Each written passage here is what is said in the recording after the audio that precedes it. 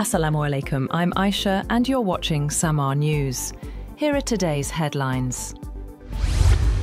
A Bangladesh war crimes court has sentenced ousted Prime Minister Sheikh Hasina to death, concluding a months-long trial that found her guilty of ordering a deadly crackdown on a student-led uprising last year. Hasina got a life sentence under charges for crimes against humanity and the death sentence for the killing of several people during the uprising.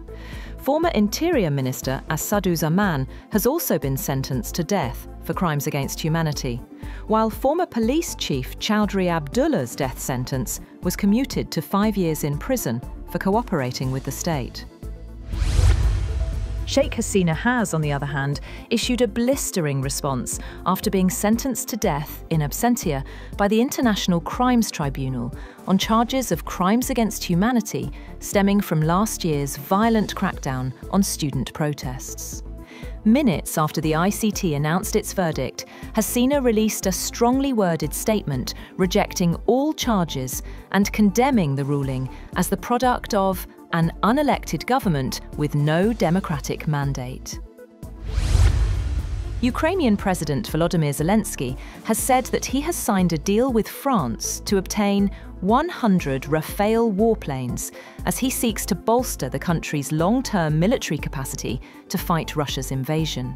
Zelensky is visiting Paris for talks with President Emmanuel Macron at a time when heavy Russian drone and missile attacks on Ukraine have increased in recent weeks, and Moscow has reported ground advances in the southeastern Zaporizhia region. The Élysée confirmed the number without immediately giving details on whether the Dassault-made jets would be transfers from French stocks or purchases. Meanwhile, a Russian missile strike on the eastern Ukrainian city of Balaklia has killed 3 people, with 3 teenagers among the 10 wounded.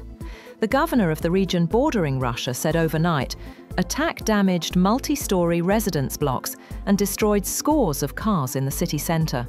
A photograph provided by regional authorities showed the damaged facade of a multi-storey brick building with windows blown out as flames burned on an upper floor and debris and broken tree branches littered the area. Rain-triggered landslides in 2 regions in Indonesia's central Java province last week have led to the deaths of at least 18 people, with search operations ongoing. A landslide in the city of Cilacap last week buried a dozen houses in Cibonying village. Search and rescue efforts have been challenging as people were buried 3 to 8 meters deep. The Cilacap landslide has killed at least 16 people, with 7 missing.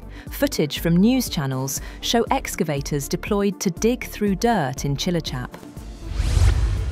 US President Donald Trump has urged his fellow Republicans in Congress to vote for the release of files related to the late convicted sex offender Jeffrey Epstein, reversing his earlier resistance to such a move. Trump's post on his Truth Social came after House Speaker Mike Johnson said earlier that he believed a vote on releasing Justice Department documents in the Epstein case should help put to rest allegations that Trump had any connection to Epstein's abuse and trafficking of underage girls.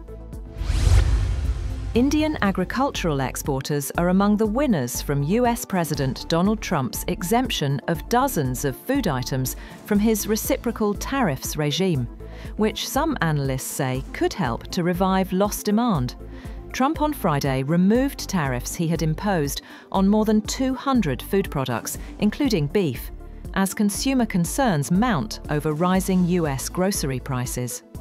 Unlike EU and Vietnamese suppliers facing 15% to 20% duties, Indian exporters of tea, coffee, spices and cashew nuts were hit harder after Trump doubled tariffs to as high as 50% on imports of certain Indian goods. That's all for now. For more updates, visit www.samaa.tv. Thank you for watching SAMAA News.